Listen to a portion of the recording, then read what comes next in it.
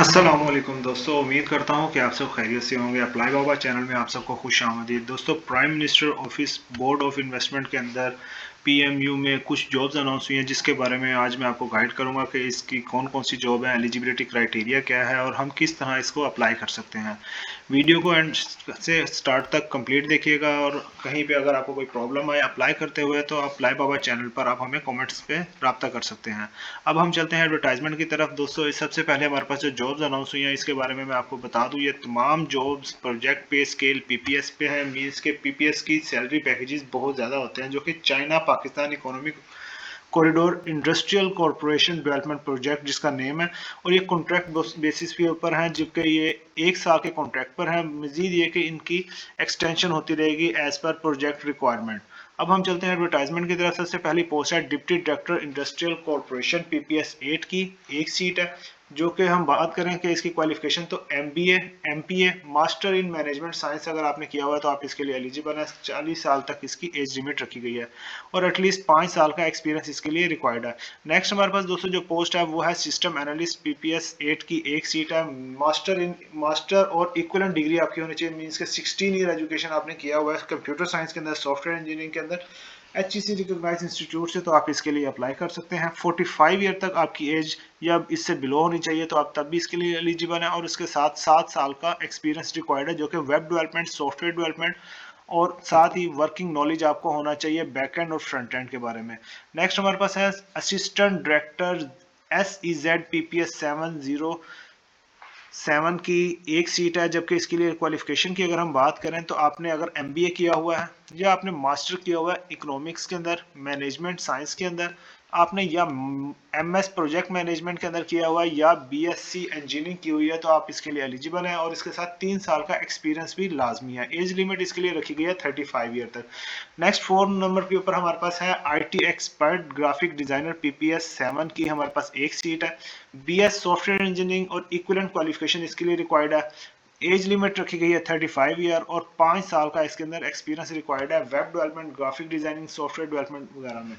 Next हमारे पास 5th number के ऊपर दोस्तों जो पोस्ट है वो है मीडिया पब्लिकेशन ऑफिसर पीपीएस 8 की, और उसके लिए MBA, MPa, master in management science, MS project management और एमए मैस कम्युनिकेशन जर्नलिज्म और इक्विवेलेंट क्वालिफिकेशन इसके लिए रिक्वायर्ड है। 45 ईयर तक इसकी एज लिमिट रखी गई है, जबकि इसके लिए 5 साल का एक्सपीरियंस रिक्वायर्ड है, जिसके अंदर आपकी good writing and oral command of English होनी लाजमी है। नेक्स्ट हमारे पास दोस्तों पोस्ट है project coordinator research officer PPS 7 की, एक सीट है। क्वालिफिकेशन की अगर हम बात करें तो इसके लिए MBA, MPa, master in management science, MS project management और इक्विवेलेंट क्वालिफिकेशन इसके लिए रिक्वायर्ड है। 30 साल तक इसकी एज लिमिट रखी गई है, जबकि इसके लिए 3 साल का एक्सपीरियंस भी रिक्वायर्ड है, जो कि आपका पब्लिक सेक्टर के अंदर होना चाहिए, जिसके अंदर आपका गुड एनालिटिकल और राइटिंग स्किल होना चाहिए और समराइज प्रेजेंटेशन और एनालिटिकल रिपोर्ट्स के ऊपर आपकी ग्रिप होनी चाहिए। नेक्स्ट हमारे पास 7 नंबर के ऊपर दोस्तों जो पोस्ट है वो है इंटरप्रेटर एंड लाइजोन ऑफिसर पीपीएस 7 की, एक सीट है, जो कि मेरिट बेस पे है। और उसके लिए क्वालिफिकेशन की अगर हम बात करें तो graduate with interpreted diploma certificate with good expertise in Chinese and English language, और साथ मास्टर डिग्री रिक्वायर्ड है चाइनीज लैंग्वेज के अंदर। अगर आपने आती है आपको तो इसको आपको प्रेफरेंस दी जाएगी। नेक्स्ट ये है कि इसके 45 ईयर तक इसकी एज लिमिट रखी गई है और मिनिमम 3 साल का professional Chinese English interpreting experience होना लाजमी है। नेक्स्ट हमारे पास दोस्तों आ जाता है MIS एनालिस्ट पीपीएस 6 की, एक सीट है, जिसके लिए रिक्वायरमेंट की अगर हम बात करें एज की तो 30 ईयर तक एज लिमिट रखी गई है। 3 साल का इसके अंदर मिनिमम आपका एक्सपीरियंस है, तो तब आप इसके लिए अप्लाई कर सकते हैं।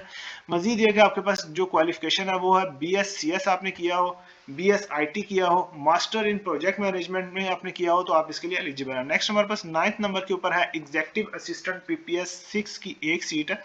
मिनिमम ग्रेजुएशन रिक्वायर्ड है और उसके लिए इक्विवेलेंट क्वालिफिकेशन आपकी होनी चाहिए और कंप्यूटर प्रोफिशिएंसी आपकी लाजमी है और regular APS of public sector आपका मतलब कि लाजमी है। 35 ईयर तक इसके लिए एज लिमिट रखी गई है, जबकि इसके लिए एक्सपीरियंस जो रिक्वायर्ड है वो 5 साल का आपका रिलेवेंट एक्सपीरियंस रिक्वायर्ड है और आपको MS ऑफिस यूज करना आता हो। नेक्स्ट हमारे पास 10 नंबर के ऊपर है डाटा एंट्री ऑपरेटर पीपीएस 5 की एक सीट है। मिनिमम क्वालिफिकेशन की अगर हम बात करें तो 14 साल की तालीम रिक्वायर्ड है, मींस के ग्रेजुएशन अगर आपने किया हुआ है किसी भी अच्छी यूनिवर्सिटी से या किसी भी अच्छी सी रिकॉग्नाइज्ड इंस्टीट्यूट से तो आप इसके लिए अप्लाई कर सकते हैं। 35 ईयर तक इसकी एज लिमिट रखी गई है, जबकि एक्सपीरियंस इसमें 5 साल का एक्सपीरियंस रिक्वायर्ड है, जैसे कि आप स्क्रीन के ऊपर देख सकते हैं।